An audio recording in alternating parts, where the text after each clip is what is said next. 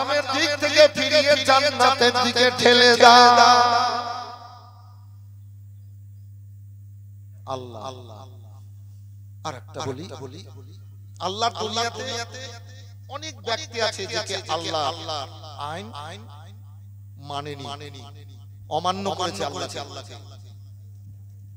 জি একটাও কথা শুনি, হাসর ময়দানে বিচার শুরু হবে। তো আল্লাহর আইনকে যে অমান্য করেছে, আল্লাহর কথাকে যে মানেনি, এবার এই ব্যক্তিরা তো জাহান্নামে যাবে। নামাজ, রোজা, হজ, যাকাত এই সমস্ত কাজ তো করেনি, আল্লাহর কোন কথায় মানেনি। এই প্রকার লোকগুলাকে এবার জাহান্নামের হুকুম হয়ে গেল, যাও তোমরা জাহান্নামে। তো জাহান্নামে এবার যাবে, হুকুম হয়ে গেছে। তো এই ব্যক্তিরা আবার দৌড়িয়ে দৌড়াবে। আমার রব্বুল আলামিন বলবেন, এই জিবরাইল, এই সমস্ত ব্যক্তিরা জাহান্নামী, দুনিয়াতে আমার কথা মানেনি, আমার আইনকে অমান্য করেছে, একটাও আমার কথা মানেনি, আর এরা জাহান্নামের দিকে যাচ্ছে। তো আমার দিকে না, এরা জাহান্নামে যাচ্ছে, তো দৌড়িয়ে কেটে যাচ্ছে। জিবরাইল সালাম ওদেরকে থামতে বলবেন, বলে ব্যাপারটা কি? তোমরা তো জাহান্নামে দেখে তো ভয় করবা, তোমরা যেতে চাইবে না, তোমরা বসবা, তোমরা কাঁদবা, কিন্তু তোমরা বসছো না, কাঁদছো না, তোমরা ঢিল কেন করছো না? তোমরা দৌড়িয়ে চলে যাচ্ছ জাহান্নামের দিকে। ব্যাপার খারাপ।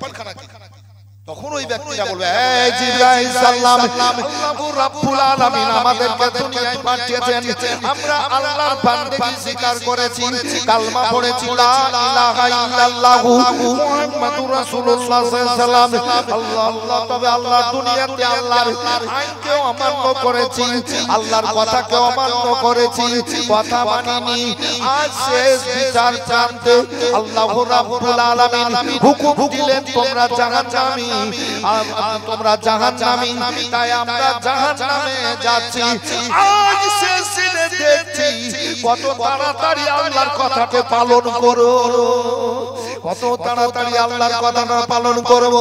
এই বিরাদারি যখন বলবে আজ তাড়াতাড়ি করে আল্লাহর কথাটা পালন করব বলে আমরা জাহান্নামের দিকে দৌড়িয়ে যাচ্ছি, আমার রব্বুল আলামিন দয়ালু দাতা বলবেন, ও জিবরাইল, যখন আজকের দিনে এদের মনে আল্লাহ দয়ালু দাতা, আল্লাহর ভয় মনের মধ্যে আছে, যাও এই সমস্ত বান্দা বান্দিকে জান্নাতের দিকে পাঠিয়ে দাও। জোরে বলেন সুবহানাল্লাহ।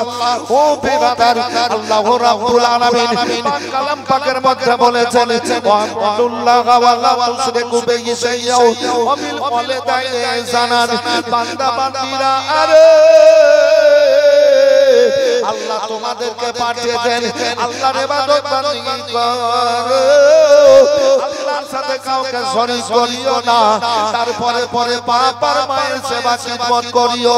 আল্লাহু আকবার, আল্লাহু আকবার। আল্লাহু রাব্বুল আলামিন পাঠিয়েছেন, আল্লাহু রাব্বুল আলামিন আমাদেরকে অনেক নিয়ামত দিয়েছেন। ও বিরাদার, আল্লাহর নিয়ামতের মধ্যে চলাফেরা করছি, তাই আমার আল্লাহ বলেন, বান্দা বান্দি শোনো, তোমাদেরকে আল্লাহ এ দেহের মধ্যে কত বড় বড় নিয়ামত দান করেছেন। এই যে চোখ, নাক, কান, হাত, পা, এই যে দেহ, কত বড় আল্লাহর নিয়ামত। তোমরা অনুভব করার পর আল্লাহ রাব্বুল আলামিন তোমাদের জন্য শান্তি পাওয়ার জন্য আল্লাহ অনেক নিয়ামত দিয়ে রেখেছেন। আল্লাহ সমস্ত নিয়ামতের স্বাদ, যেগুলা খাবার পান করার আছে, সমস্ত স্বাদ বুঝার ক্ষমতা আল্লাহ আশরাফুল মাখলুকাতের জবান মুখের মধ্যে দিয়েছেন। যত রকমের অনেক রকমের রং বেরঙের জিনিস আছে, সমস্তকে অনুভব করে মনের মধ্যে আনন্দ দেওয়ার ক্ষমতা আল্লাহ দান করেছেন। তাই আমার আল্লাহ বলেন, বান্দা বান্দীরা আল্লাহর কুদরত, আমার বান্দা বান্দীরা আমার ইবাদত বন্দেগী করবে আর আমার সাথে কাউকে শরীক করবে না। কুল হুয়াল্লাহু আহাদ। আল্লাহ বলেন, নবী তুমি বলো, ও আল্লাহ এক, আল্লাহুস সামাদ, আল্লাহ পাক পবিত্র বেনিয়াজ। আসুন ভাইজান আমার, আল্লাহ রাব্বুল আলামিন বললেন, তারপরে বান্দা বান্দীরা আল্লাহ তাবারাক ওয়া তাআলা দয়ালু দাতা, বাবার অনুসতে মায়ের গর্ভ হতে দুনিয়ার বুকে পাঠিয়েছেন তোমরা বাবার সেবা করিও খিদমত করিও বাবার কথা অমান্য করিও না তারপরে পরে যেই মা 10 মাস 10 দিন তোমাদেরকে পেটে রেখে এ দুনিয়ায় রেখেছিল ওই মা তোমাকে মুখে বসিয়ে দুধ পান করিয়েছিল মা বিনা স্বার্থে দাসীর মতো তোমার সেবা করেছে মা মহব্বত করেছে ও মাকে কোনোদিন কোনো উঁচু কথা বলিও না কারণ আল্লাহ রাব্বুল আলামিন ওই মায়ের পায়ের তলে জান্নাতে রেখেছে জোরে বললে হবে বুড়ি মা 90-92 বছর বয়স হবে ঠিক আছে তো দুপুরে বলছি 1:45 সময় মা আমি খেলাম যাও খেলাম মা খেলাম গেল বাড়ি থেকে বেরিয়ে আসলাম তো মায়ের আমি কপালে হাত বুলাই যখন বাড়ি থেকে বেরিয়ে আসি মায়ের মাথায় হাত বুলিয়ে মায়ের পায়ে চুম্বন দিয়ে আসি এই সমস্ত কাজগুলো আমাদের করতে হবে কিন্তু আজ কজন আমরা মায়ের পায়ে চুম্বন দিই জি বাপের পায়ে চুম্বন দিই আমি গবেষণা করি অনুভব করি এই বর্তমান সময়ে মেয়েরা যে স্বামীর রোজগারে গরমে ভিতরে একটা অহংকার ভাব নিয়ে আসে স্বামী রোজগার অহংকার ভাব নিয়ে আসে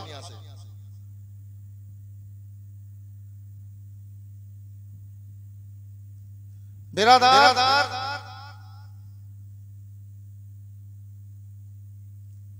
এবার কিন্তু জুদা হওয়া একটা খেয়াল সব সমাজ জন্য রেখে ওই বাপ মায়ের কাছ থেকে তার স্বামীকে আলাদা করে নিল তার মানে কতটা অন্যায় করলো না এটা যে ওই ছেলেটা জান্নাত বাপ মায়ের তলে কতটা অন্যায় করলো বাপ মায়ের পায়ে চুম্বন দিত কপালে হাত বুলাতো তাকে আদর করে দুটো খাবার দিত এই মেয়েরা তো যেই বাড়িতে মেয়েরা মোল্লাহি করবে যাকে বলে মাতব্বরি করবে স্বামীর উপরে যে মেয়েরা স্বামীর কথার উপরে কিংবা স্বামীর সংসারে মাতব্বরি করবে ওই মেয়ের এবং ওই ছেলের জীবন তো বরবাদ হয়ে যাবে সংসারটাই বরবাদ হয়ে যাবে এই ছেলেরা কেউ নিজের স্ত্রীর কথাতে চলবে না বিবির মাতাব্বরিতে সংসার চালাইও না নিজের মাতাব্বরিতে সংসারে বিবিকে ছেলে মেয়েকে পরিচালনা করিও কথা বুঝতে পারলেন অনেক দেখতে পাই আমরা সমাজে লোকে বলে আবে শালা মাগির ভাড়ুয়া হয়ে গেছে কথাটা সত্য না মিথ্যা বলছি ভাই একটু হ্যাঁ না বলেন না মাগির ভাড়ুয়া হয়ে গেছে মাগি যেটা বলছে ওইটা করছি আর এই রকম মেয়েরা বুঝলেন আর ছেলে মেয়েকে নিজের আয়ত্তে এনে এবার ছেলের বাপ মা ভাই বোন পরিবারের সঙ্গে দূর সম্পর্ক করাবে আর ওই মেয়েটা ওর বাপ মা খালা ফুফু ভাই বোনের সঙ্গে সম্পর্কটা কাছে করাবে আমি তো একটা পরিবেশের মানুষ এগুলো অনুভব করি খবরদার স্ত্রীর কথাতে বাপ মাকে কোনোদিন কষ্ট দেবেন না কারণ ছেলেদের জান্নাত মায়ের পায়ের তলে আর মেয়েদের জান্নাত স্বামীর পায়ের তলে কথাটা বলতে হয় সমাজে দিন একের পর দ্বিতীয় দিন যাচ্ছে সমাজ খারাপ হয়ে যাচ্ছে বাপ মায়ের সাথে ভালো সম্পর্ক রাখতে পারছে না মেয়েরা অনেক মেয়েরা আর যারা সত্যি জান্নাতি মেয়ে যদি কোনো কারণে আলাদা হয়ে যায় নিজের ছেলে মেয়ে স্বামীর চাইতে আগে শ্বশুর শাশুড়ির কথাবার্তা করবে, শ্বশুর শাশুড়ি খেয়াল করবে। কেননা স্বামীর হক আদায় করতে হবে ওই মেয়েটাকে। হকটা কি? ওই বাচ্চাকে মা জন্ম দিয়ে আর বাপ মা জন্ম দিয়ে দিল আর বাপ রোজগার করলো আর রোজগার খেলো ওর মা, আর ওই বাচ্চা রক্ত মাংস খেয়ে আর দুধ রক্ত থেকে দুধ হলো মায়ের বুকে বসে বসে খেলো। বাপ মা না খেয়ে বাচ্চাকে লালন পালন করলো, কাপড় পরালো না খেয়ে, আত্মাটাকে খুশি করলো। এই বাপ মাকে যদি কেউ কষ্ট দেয় তাহলে আল্লাহ খুশি হবে না নারাজ হবে? নারাজ হবে। মায়েরা আপনারা যাদের বিয়ে হয়েছে শাশুড়ি শ্বশুরের সাথে খারাপ ব্যবহার করিয়েন না, আর আপনার স্বামীকে আমার বাপ মা থেকে দূরে করিয়ে দিয়েন না। মানে আফসোস যেন বাপ মায়ের কোন দিনের জন্য ছেলের প্রতিও না আসে, পোষা পতি এবং আপনাদের প্রতিও যেন না আসে, দুঃখ না আসে, কষ্ট না আসে, শান্তি পাবেন না। জান্নাত তো দূরে থাক, জান্নাত তো সোজা জিনিস। আমি উপদেশমূলক কথা বাবা প্রত্যেক স্টেজে স্টেজ করে বলি, এগুলা বলি না দরকার আছে। মানুষ দিনের পর দিন খারাপ হয়ে যাচ্ছে। জ্বর যদি কেটে দেয় গাছের, ওখানে বলেছিলাম সেদিন, শিকড় যদি কেটে দেয় আর আতর গোলাপ পানিতে মিলিয়ে যদি গাছের গোড়াতে ঢালা যায় তো গাছ বাঁচবে? হ্যাঁ, গাছ বাঁচবে না। আর গাছের জ্বর যদি ঠিক থাকে, শিকড় যদি ঠিক থাকে, যদি পানি নাও দেয়, গাছের যতই পাতা ছাড়েন আবার সুযোগ পেলে গাছ পাতা ছাড়বে নাকি বাবু? কথা সত্য বললাম না মিথ্যা বললাম মাই? তাহলে ঈমানদার হতে হবে, ঈমানের মধ্যে পূর্ণতা আনতে হবে, সৎ হতে হবে। আর যারা মনটাকে পাক পবিত্র করতে হবে, ও সৎ হলো না, মন পাক পবিত্র করতে পারলো না, শ্বশুর শাশুড়ির সাথে ভালো ব্যবহার করলো না, কেমন পাক পবিত্র করেছে মনটাকে? মাটির মানুষ হয়ে চলবে, পাক পবিত্র হয়ে যাবে। আমি একটা রিসেন্ট কথা বলি, নিজেরই কথা বলি। নিজের মধ্যে জুদা হয়ে একজন, ওর বাপ পরেশগার ভালো ব্যক্তি, একটা গাছের আম ভেঙে, অনেক বাগান আছে, তার মধ্যে একটা গাছের আম ভেঙে বাড়িতে। তো ও বাপটা বললো ওর স্ত্রী ওর মাকে, ওর ছেলেটাকে অর্ধেকটা আম ওরাকে দিয়ে দে, অর্ধেকটা আম ওরাকে দিয়ে দে। ওই 10 কাঠা 11 কাঠা জমিটা ওই ছেলেটার নামে ওর বাপ করিয়ে দিয়েছে। তো ওর নামে করিয়ে দে, এই অর্ধেকটা দিয়ে দে। এবার অর্ধেকটা দিয়ে দে বলা হয়েছে। এইবার কিন্তু ওই বউ মাছ নিয়েছে, এবার স্বামীর উপরে মাথা পড়ে, স্বামীকে না জানে তানে ওর বেটাকে পাঠিয়ে 3-4টা গাছে আম ছিল সব ভেঙে বাড়িতে বলে। এই যে হিংসা, এই সমস্ত মেয়েরা জান্নাতে যাবে? অসম্ভব। এই চলছে প্রতিটা সমাজে, প্রতিটা পরিবারে। মাওলানা হিংসা খবরদার সাবধানতা অবলম্বন করেন। আল্লাহ রাব্বুল আলামিন বলেছেন আল্লাহর ইবাদত বندگی করো, আল্লাহর সাথে কাউকে শরীক করিও না, তারপরে পায়ের সেবা করিও। আসুন বেরাদার, এই মসজিদ আল্লাহর ঘর, ইবাদত বندگی করার ঘর, এত পাক পবিত্র। এই মসজিদ বলে এ নাপাকি তুমি আমার কাছে আসিও না, এই মসজিদ বলে এ জানি তুমি আমার কাছে আসিও না, মসজিদ বলে এ সারাবি তুমি আমার কাছে আসিও না, মসজিদ বলে এ সুদখোর তুমি আমার কাছে আসিও না, এ মসজিদ বলে এ কাফের বেঈমান মুশরিক তুমি আমার কাছে আসিও না। আমি পাক ও পবিত্র, আমার কাছে যদি তুমি চলে এসো অবস্থায় তুমি নাপাক হয়ে যাবা। শোনো হে সারাবি জানি সুদখোর, তুমি যাও, তুমি গোসল করে কালমা পড়ো, লা ইলাহা ইল্লাল্লাহু মুহাম্মাদুর রাসূলুল্লাহ সাল্লাল্লাহু আলাইহি ওয়াসাল্লাম। মনটাকে পাক ও পবিত্র করো, দেহকে পবিত্র করো। আল্লাহর ঘর মসজিদের দিকে এসো, মসজিদে আসা মসজিদে ঢোকার আগে তুমি বলো আল্লাহুম্মা তালিয়া বাবা রহমাতাকা, হে আল্লাহ তোমার রহমতের দরজাখানা খুলে দাও। আমরা মুসল্লি, আমরা নামাজ পড়তে যাই, এ বেরাদার প্রত্যেককে মসজিদের দরজায় ডান পা ভরি আর বলি আল্লাহুম্মা তালিয়া বাবা রহমাতাকা, হে আল্লাহ তোমার রহমতের দরজাখানা খুলে দাও।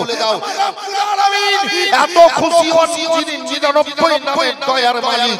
হে বেরাদার যিনি 99 নামের দয়ার মালিক হয়ে এই সারা বিশ্বকে চালাচ্ছেন, তবে একটা নামের দয়াতে সৃষ্টি জগৎ চালাচ্ছেন।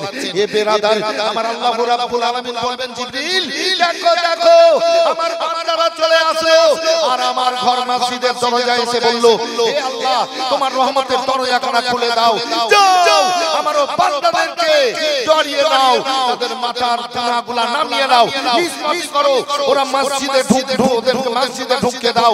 এবার মসজিদে ফেরেশতারা ঢুকে দেন।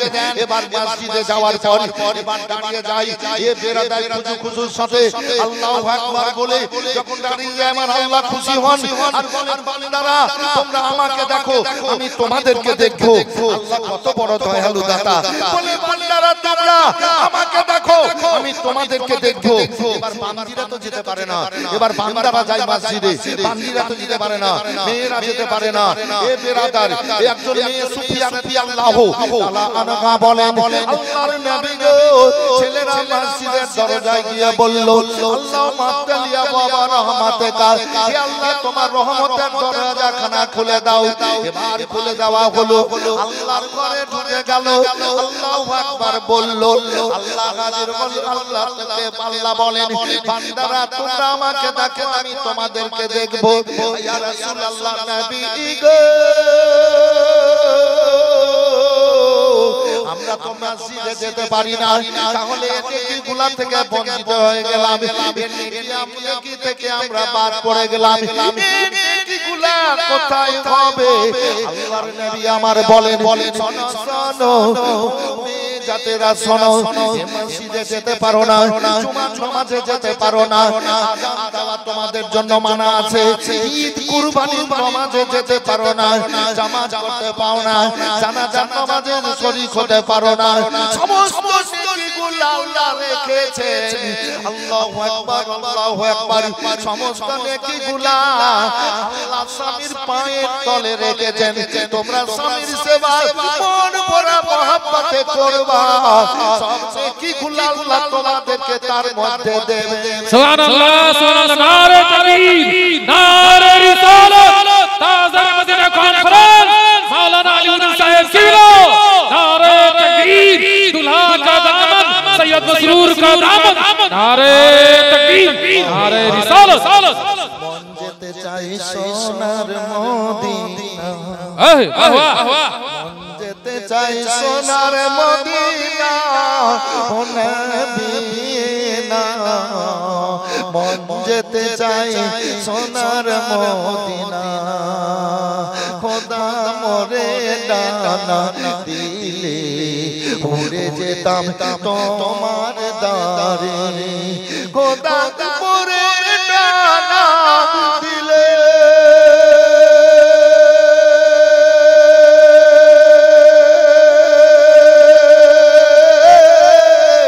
উড়ে যেতাম তোমার দারে, তাই বলে তো মনের বাসনা,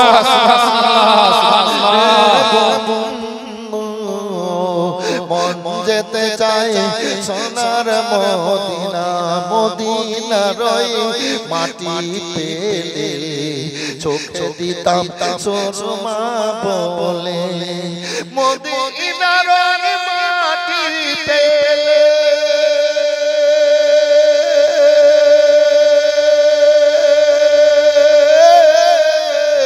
চোখে দিতাম সুরমা বলে, তাই বলে দিতাম মনে সান্তনা।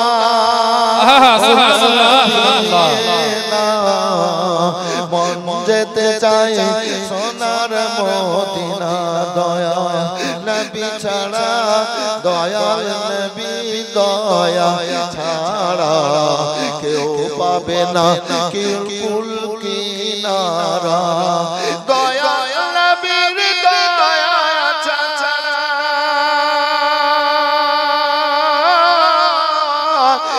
জানাতে তো কেউ যাবে না, হাদিসেতে আছে বর্ণনা, ও নবী না, মন যেতে চাই সোনার মদিনা, দয়া নবী যদি না হইত, আদম নবী না আসিত, দয়াল নবী যদি না হইত,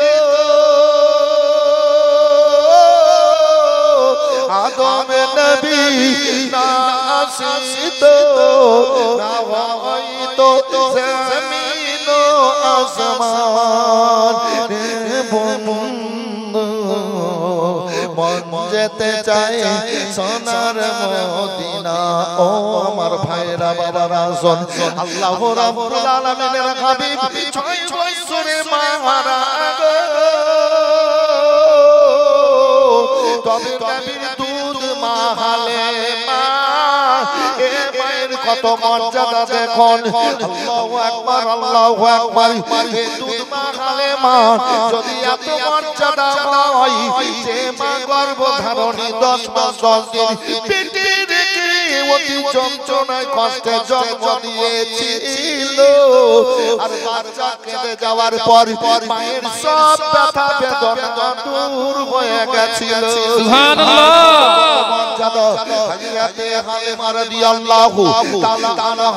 একদিন আল্লাহর নবী সাল্লাল্লাহু আলাইহি সাল্লামের দিদারের জন্য চলে গেলেন বিরাদারি আল্লাহর হাবিব অনেকগুলা সাহাবীকে নিয়ে এবার বসে কিছু আল্লাহর জিকির আজকারের কথা আলোচনা করতেলেন এমন তো অবস্থায় হযরতে হালিমা রাদিয়াল্লাহু তাআলা আনহা বৃদ্ধা মেয়ে বুড়ি মানুষ এবার চলে গেলেন টুক করে আল্লাহর নবীর নজরে এসে গেল আল্লাহর নবী আমার এবার দাঁড়িয়ে যাওয়ার পর নিজের পাগড়ি মোবারক হযরত আনাস রাদিয়াল্লাহু তাআলা আনহুকে দিয়ে বললেন ও আনাস শোনো আমার পাগড়িটা নিয়ে যাও ওই যে বুড়ি মেয়েটা আসলো আর এসে দাঁড়িয়ে এবার বসে গেল আমার এই পাগড়িটা দিয়ে দাও ওই মেয়েটা এই পাগড়ির উপরে বসে যাবে এবার সাহাবীরা আশ্চর্যিত হয়ে গেলেন ব্যাপার খানা কি ওই বুড়ি মেয়েটা এই পাগড়িতে বসবে এই মেয়েটা এমন কোন মেয়ে আল্লাহু আকবার আল্লাহু আকবার আল্লাহর হাবিব সাল্লাল্লাহু আলাইহি ওয়াসাল্লামকে সাহাবীরা বলেন নবী আপনার পাগড়ি মোবারকের উপরে বসার কার এমন ক্ষমতা কার এমন পাওয়ার আপনি দিলেন এই পাগড়িটাতে বসার জন্য এই মেয়েটাকে আমরা বুঝতে পারলাম না আল্লাহর নবী আমার বলেন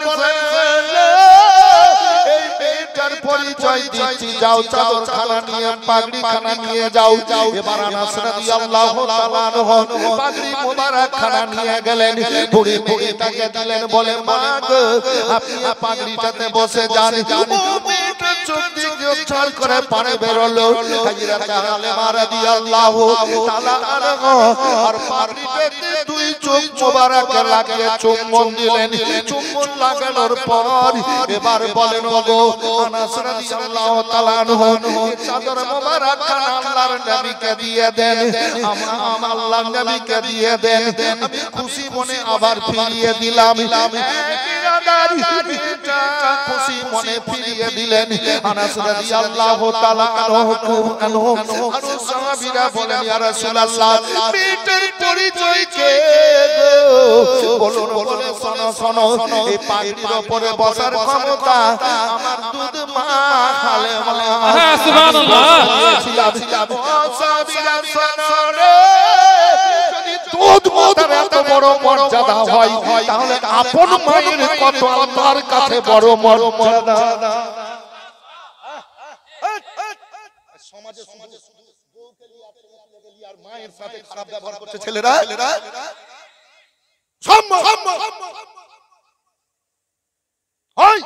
আর বলে আমি ইমানদার আমি জান্নাতে যাব আল্লাহ বলেছেন যা করিও তা বলিও যা করবে না তা করবে না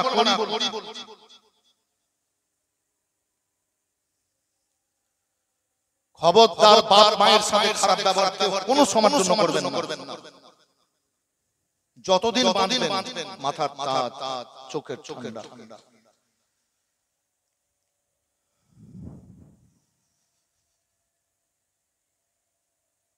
মেয়েরা শাশুড়িকে যদি কিছু কথা বলো তাহলে কি হয় ঘটনা বলে দিই অনেক বউ মায়েরা শাশুড়িকে উঁচা কথা বলে দেয় বলে না ভাই দুঃখ লাগা কথা বলে দেয় শ্বশুর বলে দেয় কিছু টাটকা মেয়েরা ঝগড়া লাগবে যে বৌমাইরা ঝগড়া করতে শ্বশুরের সাথে একটা লাঠি দিয়ে থাকবে না ভেঙে দিবে শয়তান মারবেন একদম লগার উলাবার ধান ভেঙে দিবে জি এই করতে জব্দ হাইরাত আলকামা রাদিয়াল্লাহু তাআলা আনহু পাঁচ ওয়াক্ত নামাজ পড়তেন, নামাজ কাজা করতেন না, তাহাজ্জুদের নামাজ পড়তেন। জান্নাতি সাহাবী ও বেরাদারি তিনি কাজকর্ম করতে যেতেন তিনার বিবি এবার শাশুড়িকে উঁচু কথা বলে দুঃখ দিত, কষ্ট দিত। হাইরাত আলকামা রাদিয়াল্লাহু তাআলা আনহু এবার মাকে এসে বলছেন, মা তোমার মন কেন খারাপ? এবার বলতেন না তিনার ছেলেকে এবার বৌমায়ের মাকে মারবে, কষ্ট দেবে, গাল দেবে, মনের বিস্ময়ে মেরে থেকে যাই। তবে অন্য দিক থেকে শুনতে পান আলকামা রাদিয়াল্লাহু তাআলা আনহু আমার মায়ের সঙ্গে এরকম ব্যবহার করে। আমার স্ত্রী শোনার পর জানার পর নিজের স্ত্রীকে মারে না, নিজের স্ত্রীকে ধমকায় না, বকে না। এ বেরাদারি এইভাবে দিন কেটে যায়। বুড়ি মেয়ে আলকামার মা, বুড়ি মেয়ে। আল্লাহু আকবার, আল্লাহু আকবার। এবার আল্লাহর পরীক্ষা চলে আসলে আজকাল যদি বহুরাকে বলা যায় এই বুঝতে পারবে এক দিন আজ না হলে কাল পাঁচ মিনিটে পড়ি। আরে আমার বৌমা বাড়িতে আইনাতে পা পিছলে পড়ে যায়, কম মরেন হাড্ডি হিলে গেল। তো আমি এবার গেলছি দিয়ে বলছি কি হলো রে? বলছে আপনারই তো বড় তো আমাকে লেগে গেছে। লাগবি তো শ্বশুরের সঙ্গে ঝগড়া করবি, উঁচা কথা বলবি তো তোর কোমর ভাঙবে না? কি আচ্ছা সমাজে আছে খুলে খেলে বলছে আপনারই তো বড় তো লেগে গেছে, লাগবেই তো। শুধু আমার কেন ওই বুড়া শ্বশুর শাশুড়ি বড় তো লাগবে না, মনে কষ্ট পেলে ও আজ তো জীবনে খুব করলাম গো 36 বছর এই এলাকাতে কমসে কম 500 বারের আলীনগর এলাকাতে সব গ্রাম মিলিয়ে টোলা মিলিয়ে আপনারা দেখছেন আমাকে 36 বছর থেকে খুব করলাম। এগুলো একটু করতে হয়, টাটকা কথা। এ বেরাদার খবরদার শাশুড়ি শ্বশুরের মনে দুঃখ কষ্ট দিয়েন না, আজ না হলে কাল এমন বিপদে পড়ে যাবেন তখন বাপ বলার সময় পাবে না, বিপদে তখন ধরে নেবে। হে বেরাদার আলকামা রাদিয়াল্লাহু তাআলা আনহু এবার কিছু বলেন না তিনার স্ত্রীকে। এবার আল্লাহর পরীক্ষা চলে আসলো। আলকামা রাদিয়াল্লাহু তাআলা আনহু এবার মুখ ভরে ঘা, এবার শরীরে ঘা, চরম যন্ত্রণায়, চরম কষ্ট। এবার ছটফট করেন, নামাজ পড়তে পারছেন না। এ বেরাদার মসজিদে যেতে পারছেন না, পাঁচ ওয়াক্ত নামাজ ছুটে গেল, তাহাজ্জুদের নামাজ ছুটে গেল। এবার কিন্তু মুখ দিয়ে কালেমা বের হচ্ছে না, আল্লাহর নামটাও বের হচ্ছে না। এমন হয়ে গেল যে এবার খাবারও খেতে পারছে না। এই খবরদার মেয়েরা চলো, তোমরা মেয়েরা শাশুড়ির সাথে যদি খারাপ ব্যবহার করো তাহলে তোমাদের স্বামীদের ভবিষ্যতে এরকম হবে। হুজুর পানিও খেতে পানি করতে পারে না। আল্লাহু আকবার, আল্লাহু আকবার। এই অবস্থায় এবার ও আলকামা রাদিয়াল্লাহু তাআলা আনহু এবার মারা যাবেন, ছটফট করছেন। এবার ও আলকামার বিবি আল্লাহর নবীর কাছে গেল, যাওয়ার পরে বলে ইয়া রাসূলুল্লাহ, আল্লাহর নবী গো আমার স্বামী এরকম বিপদে পড়েছে, আপনি একটু দোয়া করেন। ইয়া রাসূলুল্লাহ আপনি দোয়া করেন আমার স্বামী যেন ভালো হয়। হয়েছে নবী আমার নবীকে বলেন ইয়া রাসূলুল্লাহ মুখ দিয়ে কালেমা বের হয় না, নামাজ পড়তে পারে না, জিকির মুমাজকার করতে পারে না, আল্লাহর নামটাও বের হয় না, আমার স্বামী কিছু খেতে পারে না, ছটফট করছে, মনে হয় বাঁচবে না, মরে যাবে, একটু দোয়া করুন। নবী আমার বললেন শোনো ও আলকামার বিবি তোমার শাশুড়ি কি বেঁচে আছে? বলে হ্যাঁ ইয়া রাসূলুল্লাহ আমার শাশুড়ি বেঁচে আছে। বলে তুমি বসো। গায়েবের সংবাদদাতা নবী আমার বেলালকে বললেন বেলাল শোনো যাও। ও যাওয়ার পর আলকামার মাকে ডেকে আনো। এবার নবী পাঠালেন, বেলাল রাদিয়াল্লাহু তাআলা গেলেন, আল্লাহর নবী ডেকেছেন চলুন। বলে আমি যেতে পারবো না, বুড়ি মেয়ে খুব কষ্টে আছি। আল্লাহর নবীর কাছে এসে বললেন ইয়া রাসূলুল্লাহ ও আলকামার মা আসতে পারবে না, খুব কষ্টে আছে, হাঁটতে পারবে না। আল্লাহর নবী বললেন যাও তাকে বলো সে আসবে, যদি না আসে আমি তার কাছে যাব।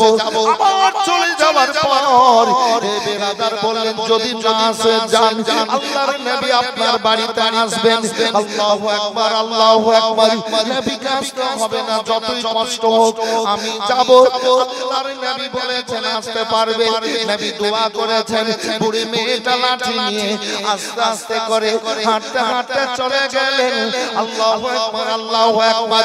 আল্লাহর নবীর কাছে পৌঁছালেন, সালাম কালাম হলো।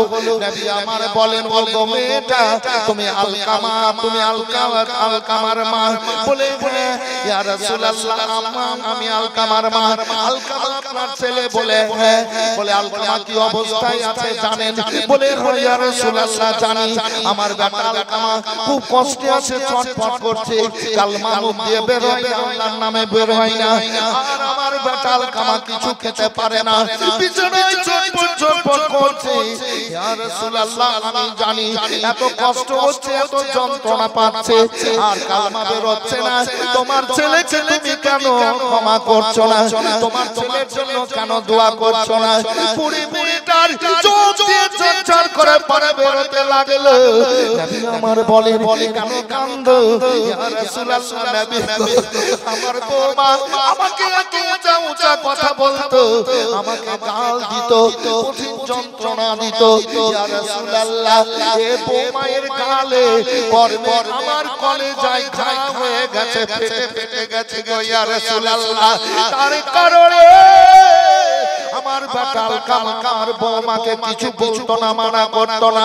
আমি ক্ষমা করছি না, ক্ষমা করব না। আল্লাহর নবী আমার বলেন এত কষ্ট পাচ্ছে, ক্ষমা করবে না? বলেন না আমি ক্ষমা করব না। ক্ষমা করে দেন গো, বলেন ক্ষমা করে দাও গো, করে দাও ইয়া রাসূলুল্লাহ। আমি আমার বেটা আলকামাকে ক্ষমা করব না। ক্ষমা করবে না? বলেন না। বলে ঠিক আছে ও বেলাল কয়েকজন সাহাবীকে নিয়ে কিছুটা শুকনো লকড়ি জমা করো, লকড়ি জমা করো। আর কি করা হবে? বলে শোনো আলকামাকে নিয়ে আসবা, আর লকড়িগুলাতে আগুন লাগাবা। দাও দাও করে যখন আগুন জ্বলবে তখন আলকামাকে আগুনে ফেলে পুড়িয়ে মেরে ফেলবা। আল্লাহর নবী গো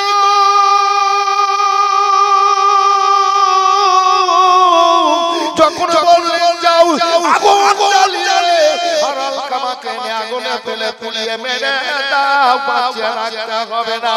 আলকামার মা গো কথাটা শুনে আল্লাহর নবীর পায়ের কাছে গিয়ে কদম ধরে কাঁদতে লাগলেন। নবী গো আমার বেটা আলকামাকে ক্ষমা করে দিলাম, আমার বেটা আলকামাকে আগুনে পুড়াইয়ে নিন। সুবহানাল্লাহ, সুবহানাল্লাহ। আরে ছেলেরা যদি মায়ের সাথে বাপের সাথে খারাপ ব্যবহার করে আল্লাহ খুশি হবে না নারাজ? এই এলাকার মানুষ বাপ মাকে মানেন, মায়ের সেবা করেন আমি জানি। এবং এই এলাকায় আমি বারবার আসি, হুজুর আমাকে ডাকেন। হুজুরের জবানে আল্লাহ সুন্দর বরকত দিয়েছেন, সাইকেল হাদিসে আছে, এত ইলম দিয়েছেন, হাদিসগুলো পড়ছিলেন আমার জান ভরে যাচ্ছিল। আল্লাহ আরো তাকত দে, হিম্মত দে, জবানে বরকত দে, বলেন আমিন। যোগ্য ইমাম। আমার বলার উদ্দেশ্য এটাই যে সেই দিন আমি ওইখানে জলসায় এসেছিলাম, রোজার পরে না? আপনারা এনেছিলেন না বাবু? গতবার এখানে এনেছিলেন, আর এই যে ঈদের পরে এনেছিলেন ওই জায়গাটায়। এত সুন্দর মজলিস, সত্যি আমার জান ভরে গেছিল মজলিসটা দেখে। এলাকায় অনেক জলসা করলাম, কিন্তু সেই দিনকার মজলিসটা পাবলিকের মন এত উজ্জ্বল হয়ে গেছিল যে মনে হচ্ছে যত বলবে তত সুন্দর। কিন্তু আজকের মজলিসটা ওইরকম হয়ে গেছে। আজকের মজলিসটা খুব সুন্দর। আল্লাহ আপনাদের ভালো রাখুক, ভালো থাকেন, আল্লাহ যেন কবুল করেন, বলে আল্লাহুম্মা আমিন। জি তো আমার বলার উদ্দেশ্য এটাই বাবু যে আপনারা কে আল্লাহ ভালোবেসেছেন, দয়া নাযিল করেছেন। একের পরে দ্বিতীয় দিন আপনারা ইসলামের দিকে এগিয়ে যাচ্ছেন, পরিবেশ ভালো করেছেন। কয়েকটা বাড়িতে আমি থাকলাম, প্রত্যেক বাড়ির মেয়েদের ব্যবহার খুব ভালোই। পেয়েছি, ছেলেদের ব্যবহার ভালো পেয়েছি। আমার জামাই তৈমুর সাহেবের বাড়িতে এবার আমার 3 বার থাকা হলো। ছেলে মেয়েদের এবং তৈমুর সাহেবের স্ত্রীর ওর এত সুন্দর ব্যবহার। তো এইরকম আমার মনে হয় যে বাড়িতে পেয়েছি দেখেছি তো সবারই পরিবারে এরকম আল্লাহ খুশির ফুল ফুটিয়েছে। পিছিয়ে রাখুন, আল্লাহ যেন কবুল করেন, বলেন আল্লাহুম্মা আমিন। আল্লাহুম্মা আমিন। কথা না বললে হয় না, বলছি আলকামা রাদিয়াল্লাহু তাআলা আনহু ঘটনাটা, কথা না বললে হয় না।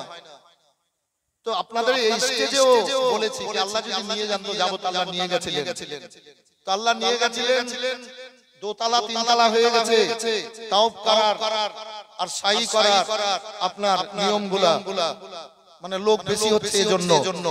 তো নিচে একবার, উপরে একবার হতে নিচে 7 বার করা হবে আপনার তাওব।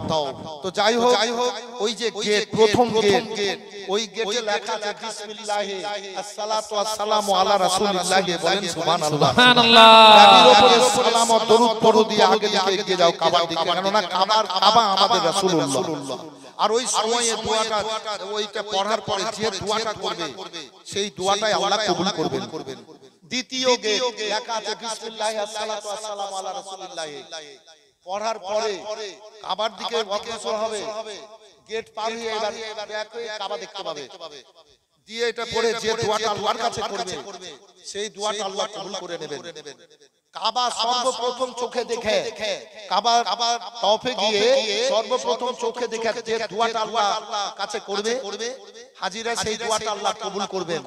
সেই দোয়াকে আল্লাহ ফিরাবেন না, মাকামে ইব্রাহিমে কবুল করবেন, হাতিমে কবুল করবেন, তারপর মাতাপে কবুল করবেন। আমি প্রত্যেক জায়গাতে আপনাদের জন্য দোয়া করে নিয়েছি। কি দোয়া করেছি আমি দেখছি, আল্লাহ আমাকে বক্তা করে রেখেছেন, আল্লাহ আমাকে বক্তা করে রেখেছেন। আজ এতদিন আমাকে আল্লাহ বক্তব্য স্টেজে রেখেছেন, তো আমি এই সুযোগটা ছাড়বো না। তো আমি কি করলাম, আমি সব জায়গাতে দোয়াগুলো সব আগেই করলাম। আল্লাহুম্মা জান্নি মুস্তাজাবুদ দুআ, হে আল্লাহ তুমি আমাকে দোয়া কবুলকারীর মধ্যে গণ্য করো। আমি জালসা লোক বলবে দোয়া করেন, কারি বাড়ি যাব দোয়া করেন, রাস্তাঘাটে বলবে মাওলানা দোয়া করিয়েন। জি তা আমি এবার সুযোগ নিয়ে নিলাম, আমি সব জায়গাতে প্রথমে বললাম আল্লাহুম্মা জান্নি মুস্তাজাবুদ দুআ, হে আল্লাহ তুমি আমাকে দোয়া কবুলকারীর মধ্যে গ্রহণ করো। আমার জীবনে যে কোনো জায়গায় যে দোয়া করব আল্লাহ তুমি কবুল করিও, বলেন সুবহানাল্লাহ। তারপরে যা চাওয়ার যা করার আমি করেছি, বলেছি বেরাদার আল্লাহু রাব্বুল আলামিনের দিকে অগ্রসর হতে হবে, মনটাকে পাক ও পবিত্র করে। আল্লাহু আকবার। হুজুর রাত্রেতেও ছাতু খেয়েছি, এতটুকু ভাত খেয়েছি, আলু সানা ডাল ভাত খেয়েছি, দুপুরে সকাল থেকে খাইনি দুপুর পর্যন্ত। ভোগ লাগে না, জঙ্গলের পানি খেয়েছি, তো ভোগ চলে গেল কোথায়? তো কি করতাম জানেন, ওই মনটা ফাটতো আর চোখের পানি বেরোতো, অনুভব মানুষ হতে হবে। আবার বলতাম মনে মনে, এই কষ্ট তো আমার কষ্ট নয়, এটাই তো আমার শান্তি সুখ। আল্লাহ আমি তো এসেছি তোমার মেহমান হয়ে। জি অনেক দিন বলেছি যে অনেক দিন ঠান্ডা ভাত খেয়েছি, বলেছি হে আল্লাহ আমি তো তোমার মেহমান হয়ে এসেছি। আমার বলার উদ্দেশ্যটা এটাই যে আপনাদের জন্য আমি দোয়া করে এসেছি, দোয়া করব, সেই দিন দোয়া করা আছে। আসুন বেরাদার, তাই আল্লাহ রাব্বুল আলামিন আপনাদের ভালো রাখুন, ভালো থাকেন। তাই যেটা বলছিলাম, ও আলকামা রাদিয়াল্লাহু তাআলা আনহু জর্জরিত। এবার আলকামার মা বলেন আল্লাহর নবী গো, আমার বেটা আলকামাকে আমি ক্ষমা করে দিলাম, আমার বেটা আলকামাকে আগুনে পোড়ায়েন না। বলেন ভাইরা বাবারা, মায়ের মতো আপনার দুনিয়ায় কে আছে গো? মায়ের মতো আর কে আছে? দ্বিতীয় দেখুন ভাই জানেরা আমার, বলে ক্ষমা করলেন গো, ক্ষমা করলে গো, বলে হ্যাঁ ক্ষমা করে দিলাম ইয়া রাসূলুল্লাহ। নবী আমার বললেন ও গো আলকামার মা তুমি বসো। বসার পর আলকামার বিবিকে বললেন যাও তোমার বাড়ি যাও, তোমার স্বামীর অবস্থা কেমন দেখো। এবার আল্লাহর নবী সাল্লাল্লাহু আলাইহি সাল্লাম পাঠিয়ে দিলেন, আলকামার বিবি বাড়ি চলে গেল। যাওয়ার পর দেখছে আলকামা ছটফট করছে না, আলকামার কষ্ট দূর হয়ে গেছে, আর আলকামার মুখ দিয়ে কালমা বের হচ্ছে। সুবহানাল্লাহ সুবহানাল্লাহ। কষ্ট পেয়েছিল দাঁড় হয়েছিল, এবার মা ক্ষমা করে দিল। আলকামার এবার কষ্ট দূর হলো, বলে কালমা বেরোতে লাগলো। বিরাদারি এবার খাবার খেতে লাগলো। আল্লাহু আকবার, আল্লাহু আকবার। আলকামার বিবি দৃশ্যখানা দেখে আল্লাহর নবীকে এসে বললেন, নবী আমার বলেন, যাও বুড়িমা চলে যাও, তুমি বাড়ি যাও, তোমার বেটা আলকামা সুস্থ হয়ে গেছে। সবার মুখে হাসি ফুটে গেল।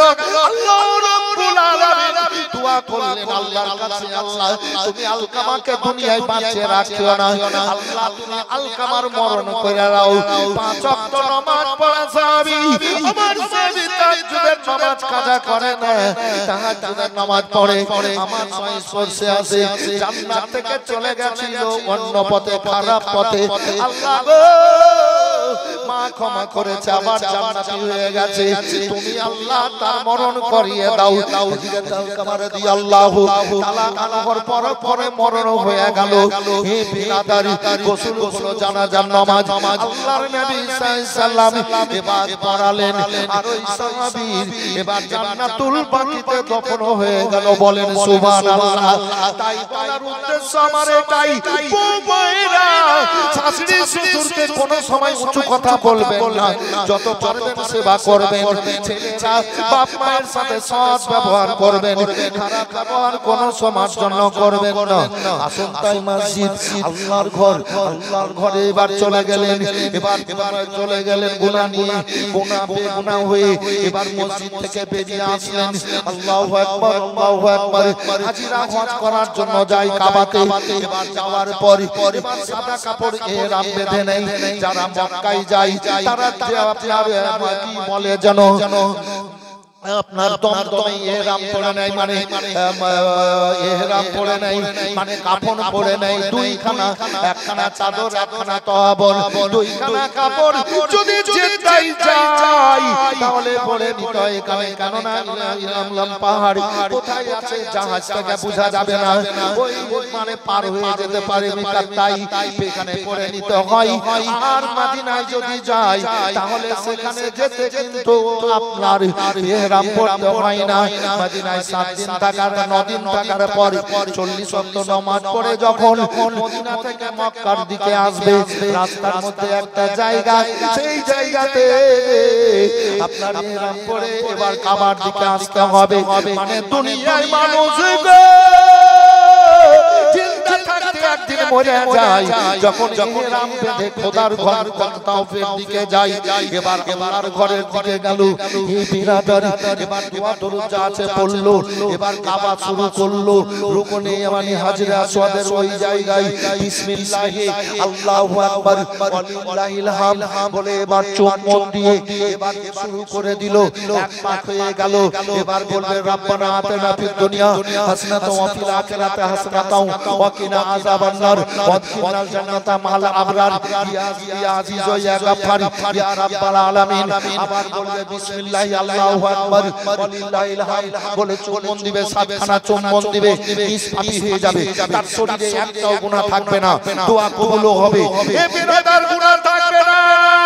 এবার কাবা তওয়াফ করে যদি মদিনা না যায়, যদি বাড়ি চলে আসে, ইমাম মক্কা থেকে আবার ফিরে চলে আসে, নবী আমার বললেন সে জালিম হয়ে গেল, নিজের আত্মার উপরে জুলুম করলো, সে জান্নাত পেল না, সে জান্নাতি হলো না। খোদার ঘর তওয়াফ করে সে নিষ্পাপী হলো কিন্তু জান্নাতি হলো না। তবে চলো খোদার ঘর তওয়াফ করো কিংবা না করো, আগে হোক পেছে হোক, তোমরা যখন আমার মদিনাতে চলে আসবা, আমার মদিনাতে এসে যখন মায়া মোহাম্মদ প্রেম ভালোবাসায় এবার বলবা আসসালামু আলাইকা ইয়া রাসূলুল্লাহ, যখন নবীর প্রতি তুমি সালাম পৌঁছাবা, উম্মতিরা শোনো মান সারা কবরি ওয়াজিবাত লাহু সাফাতি, নবীর জন্য ওয়াজিব হয়ে গেল ওই উম্মতিদের সাফাত করে আমি জান্নাতে নিয়ে যাব। বলেন সুবহানাল্লাহ, সুবহানাল্লাহ। সারা দুনিয়া কিয়ামত পর্যন্ত গরিবের আসতে পারবে না, এ কাবাতে আসতে পারবে না, নিষ্পাপী হবে, এ নিষ্পাপী হয়ে যাবে, কিন্তু তো জান্নাতি হলো না। এবার আপনার রওজাতে আসবে, এবার ওয়াজিব হয়ে যাবে জান্নাত, ওয়াজিব হয়ে যাবে জান্নাত আপনার জন্য। ইয়া রাসূলুল্লাহ, গরিবের আসতে পারবে না। নবী আমার বলেন শোনো, কিয়ামত পর্যন্ত সারা দুনিয়ার আমার উম্মতিরা যে কোন জায়গা থেকে আল্লাহর প্রেম ও মহব্বত আসসালামু আলাইকা ইয়া রাসূলুল্লাহ বলে তাদেরকে শাফাআত করে নবী মুহাম্মদ রাসূলুল্লাহ জান্নাতে দিয়ে সুবহানাল্লাহ নারে তাকবীর নারে রিসালাত হাজার মদিনা কনফারেন্স নারে তাকবীর সৈয়দ মসিউর আহমদ का कलमे का दामन नारे तकबीर नारे रिसालत আমার রব্বুল আলামিন দিয়েছেন কানায় আমরা নিব না মদিনা আল্লাহ নবী সাল্লাল্লাহু আলাইহি ওয়াসাল্লাম যখন মক্কা ছেড়ে মদিনা চললেন অনেক ঘটনা আছে জীবনী তো অনেক বলি 5 দিন 7 দিনও জীবনী করেছে এই এলাকাতে শুনেছেন কিন্তু জীবনী নাই কিছু কেটে কেটে বলবো একটা উদ্দেশ্য আছে তো নবী যখন মক্কা থেকে মদিনা গেলেন প্রথম মসজিদ তৈরি হলো মসজিদে কুবা হাজিরা জেনে গেছে এই হাজী সাহেব এখানে আছেন তো এই যে হাজী সাহেব কই এই তো দাদা বলছি আমি হাজী সাহেব মসজিদে কুবা নবী যখন মক্কা ছেড়ে মদিনা গেলেন সর্বপ্রথম মসজিদে একটা লাঠি তুলে দিয়ে তৈরি করেছিলেন মসজিদে কুবা এ বেরাদার দ্বিতীয় মসজিদ হলো মসজিদে জুমা তৃতীয় মসজিদ হলো মসজিদে নববী তৃতীয় মসজিদ নবী পাক সাল্লাল্লাহু আলাইহি ওয়াসাল্লাম মদিনা গিয়ে মসজিদ তো নবী গিয়ে আবু আইয়ুব আনসারী রাদিয়াল্লাহু তাআলা আনহুর বাড়িতে আছে তো নবী বলেন আবু বকর ওমর শোনো বলে কি আল্লাহ ইয়া রাসূলুল্লাহ বলে ওই জায়গাটা যদি হতো তাহলে আমি একটা মসজিদ তৈরি করতাম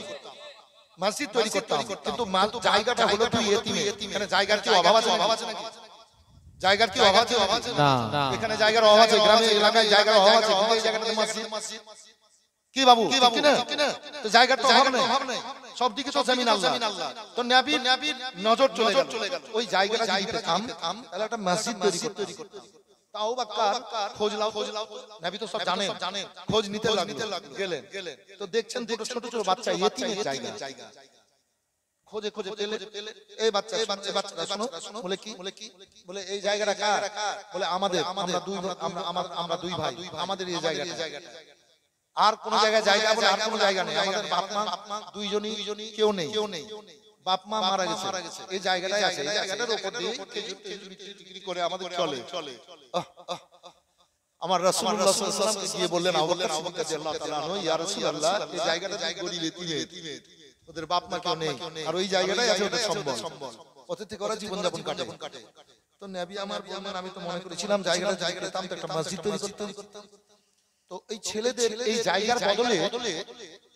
জায়গার বদলে অন্য কোন জায়গাতে জায়গা করে দেওয়া হবে তাদের সুখের জন্য তো ছেলে দুটোকে নিয়ে এসো ছেলে দুটোকে নিয়ে যাওয়া হলো নবীর কাছে পৌঁছালো সালাম হলো নবী আমার রহমতের নবী ছেলেদের দিকে তাকালেন ইয়া রাসূলুল্লাহ কিছু বলছেন দেখেছি হ্যাঁ বলছি এই জায়গাটা কার বলে আমাদের আমরা দুই ভাই আমাদের তো নবী পাক সাল্লাল্লাহু আলাইহি ওয়াসাল্লাম মৃদু হাসলেন তো ছেলে দুটো বলছে ইয়া রাসূলুল্লাহ ব্যাপারটা কি তো নবী আমার বললেন তোমরা যদি খুশি হয়ে জায়গাটা দাও আর এই জায়গার বদলে আমি অন্য জায়গাতে তোমাদের জায়গা করে দেব তাহলে আমি একটা আল্লাহর ঘর মসজিদ তৈরি করব তোমরা জায়গাটা দিলে একটা মসজিদ তৈরি করতাম আল্লাহর ঘর ইবাদত বান্দিগি করার জন্য বাচ্চা দুটো ইয়া রাসূলুল্লাহ আপনি মসজিদ তৈরি করবেন আল্লাহর ঘর তৈরি করবেন হ্যাঁ আমি আল্লাহর ঘর তৈরি করব মসজিদ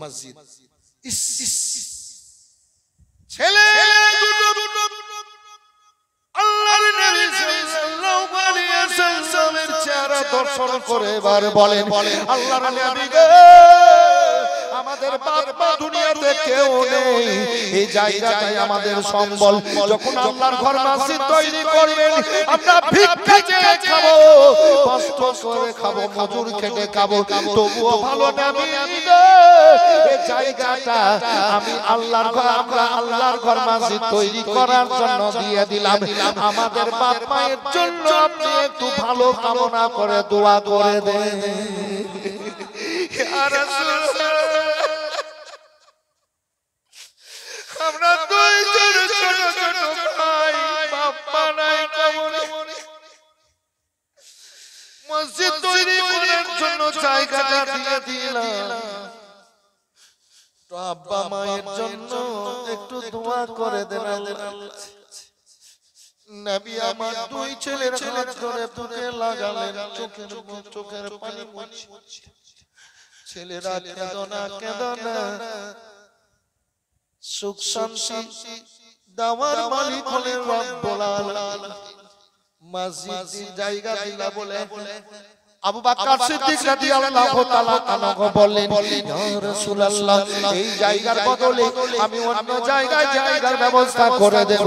নবী বলেন ঠিক আছে তাই করে দিও। ছেলে দুটোকে বললেন নবী ওই জায়গার ব্যবস্থা ওদের জায়গা নিয়ে নিও জায়গা দিয়ে দিলেন। মসজিদের নববী তৈরি হয়ে গেল। দুনিয়ার মানুষ কিয়ামত পর্যন্ত 1 লাখ 2 লাখ নয় 10 20 50 লাখ প্রতি সময় প্রতি বছর কোটি কোটি মানুষ বেশাম মানুষ যায় নবীর রওজা জিয়ারতে। আর ওই মসজিদের নববীতে ওই দুই ছেলে ওই জায়গাতে নামাজ পড়ে আল্লাহর কাছে ফরিয়াদ করে নবীর দর্শন করে। আর ওই দুই ছেলের জায়গাতে আমার রাসূলুল্লাহ শুয়ে আছেন। বলেন সুবহানাল্লাহ সুবহানাল্লাহ।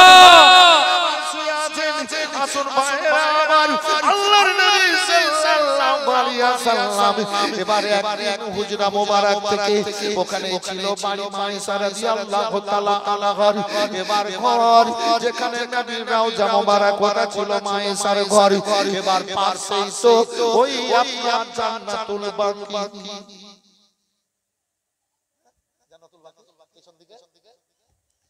জান্নাতুল বাকি ময়দান সেই সময় যে ফাঁকা এগুলো আপনাদের জানা না জানতে হবে। আমাদের জানাই তো জানেন বলেই আনলেন।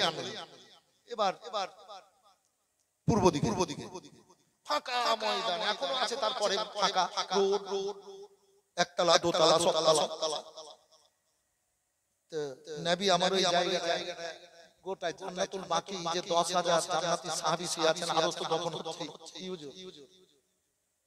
যে নবী ঘুরে এসে মসজিদে নববীতে বসে আছেন। তো সাহাবীরা যাচ্ছেন সালাম দিচ্ছেন হচ্ছে কথাবার্তা বলে চলে আসছেন। হাজরত ওসমান গনি যুন্নুরাইন রাদিয়াল্লাহু তাআলা বলছেন ইয়া রাসূলুল্লাহ আপনার মনটা যেন কেমন কেমন মনে হচ্ছে। বলেন সুবহানাল্লাহ। হাত উঠে বলেন ইয়া রাসূলুল্লাহ মনটা যেন কেমন কেমন লাগছে। তো নবী আমার বললেন হ্যাঁ। বলে কি? বলে ওসমান এই জায়গাটা যদি পেতাম একটা কাজ করতাম। বলে কি? বলে একটা কবরস্থান যেখানে জান্নাতে 10,000 জান্নাতি সাহাবী আছে আরো হচ্ছে কবর মোবারক তো করতাম। ঠিক আছে হুজুর আপনি ভেবেছেন আল্লাহ কবুল করে নিয়েছেন। সুবহানাল্লাহ বলেন। আল্লাহ রাব্বুল আলামিনের হাবিব সাল্লাল্লাহু আলাইহি সাল্লাম মনে মনে ভাবেন আমার আল্লাহ কবুল করে নেন। আমার আল্লাহ কবুল করে নেন ইয়া রাসূলুল্লাহ নবী গো। মনে মনে ভাবেন আল্লাহ রাব্বুল আলামিন কবুল করে নেন। এবার ওই মজলিস শেষ হলো। ওসমান গনি যুন্নুরাইন রাদিয়াল্লাহু তাআলা আনহু এবার নবীর কাছ থেকে শুনে নিয়েছেন এই কথাটাই। আর কি হবে কোনো কথাবার্তা নাই। ওসমান গনি যুন্নুরাইন রাদিয়াল্লাহু তাআলা আনহু এবার ঘুরতে ফিরতে যে লোকগুলার জায়গাগুলা ওই জায়গাগুলা নিজেতে কিনে নিয়ে এবার দলিল আমার রাসূলুল্লাহর সামনে এনে হাজির করে দিলেন। বলেন সুবহানাল্লাহ সুবহানাল্লাহ। কি জায়গাটা হলে ভালো হতো একটা কবরস্থান করতাম। হযরত ওসমান গনি যুন্নুরাইন রাদিয়াল্লাহু তাআলা এবার চুপ করে নবীকে না জানিয়ে গেলেন আর জায়গাগুলা কিনে নিয়ে দলিল মানে কাগজ কখন লেখাপড়া কাগজ এনে নবীর সামনে দিলেন। নবী পাক সাল্লাল্লাহু আলাইহি ওয়াসাল্লাম ওসমান গনিকে জড়িয়ে ধরলেন। ওই জায়গাতে ওসমান গনি শুয়ে আছেন। ভাইজান আমার তাই বলি ও মসজিদে নববীর পাশে এই মসজিদে নববী একেবারে পিতল দিয়ে সোনা দিয়ে আপনার বাঁধা আছে। আপনার প্রতিটা খাম্বা সোনা দিয়ে পিতল দিয়ে বাঁধা আছে। দরজাগুলো সোনা দিয়ে পিতল দিয়ে বাঁধা আছে। ঠিক আছে না? প্রত্যেকটা খাম্বা পিতল দিয়ে চকচক করছে পিতল দিয়ে বাঁধা আছে। যদি এলাকার মধ্যে কালিয়াচক এলাকায় যদি একটা পিতলের গেট হয়ে যায় কি পিতলের একটা গেট হয়ে যায় তা আপনারা খুশি হবেন না কষ্ট পাবেন? বলেন তো ভাই একটু জোরে বলেন। 1 কেজি পিতলের দাম 1000। 5 কেজি একজন ভাই আমার প্রথম মুখ দিয়ে বের করলাম 5 কেজি একজন 5000।